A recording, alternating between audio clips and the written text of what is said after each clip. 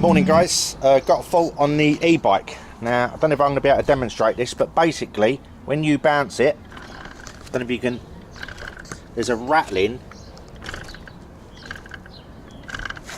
Maybe if I can do it this side, it might be easier. Let me just see if I can hold this at the same time. But basically when you bounce or go over bumps, can you hear that? Yeah, if you apply pressure to any of the pedals, when you do the same thing, it stops. So, see? Sorry about that.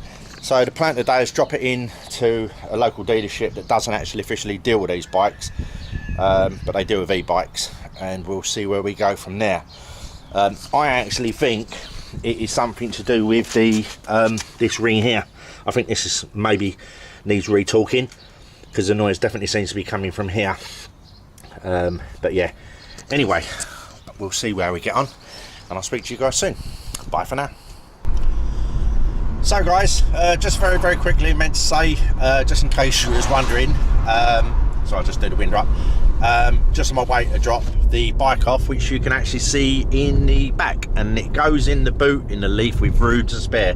I mean, why wouldn't it? I mean, the boot in this car is simply amazing. So yeah, I'm on my way over there. Just want to add this little bit in there, and say, because obviously if you do not necessarily get the Haibike, but you get another e-bike or a standard bike for that matter, and you want to know where it goes in, obviously you have to take the front wheel off, but say the front wheel actually sits in the footwell, the boot well I should say, with loads of room obviously. And I say then the bike, as you can see, I mean the bike is right up behind me, but I mean them handlebars are actually straight, they're not turned, so you don't need to turn them, it just goes straight in. Anyway guys, I will keep you updated on the outcome of the Haibike's issue when I finally get some answers back from the dealership. Speak to you guys soon. Bye for now.